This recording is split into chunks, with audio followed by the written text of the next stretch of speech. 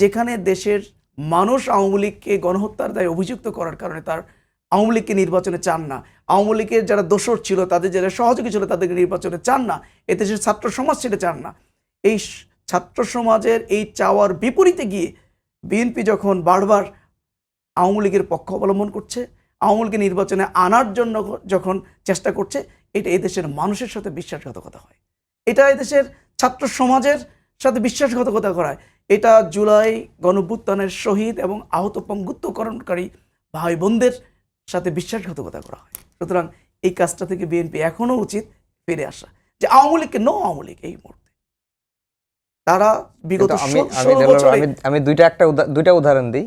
আজকে একটা video viral হয়েছে যেখানে জামাতের সমাবেশে যোগ দেওয়ার সময় স্লোগান হচ্ছে যে আমরা সবাই মুজিব সেনা, ভয় করি না বুলেট। লক্ষ্মীপুরে জামাতের আমিন বলছেন যে যারা ক্লিন ইমেজের আওয়ামী লীগের তারা জামাতের পতাকা তলে আসতে পারেন।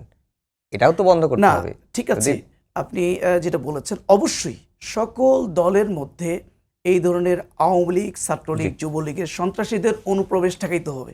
কেউ কেউ একটা দলের ইমেজ নষ্ট করার জন্য একটা মিছিলের মধ্যে ঢুকে যেতে পারে, এটা দায় দায়িত্ব কিন্তু একটা পর্যায়ে ওই দলের উপরে পড়ে। এই দলের উপরে যেন এই দায় দায়িত্বটা না আসে, এই জন্য সতর্ক থাকতে হবে। যদি এই ধরনের কেউ ঢুকে পড়ে, যদি এই স্লোগানদের সাথে সাথে তাকে আইডেন্টিফাই করে তার ব্যাপারে ব্যবস্থা নিতে হবে, তাকে ধরে দিতে হবে পুলিশে, এটার সাথে আমি একমত।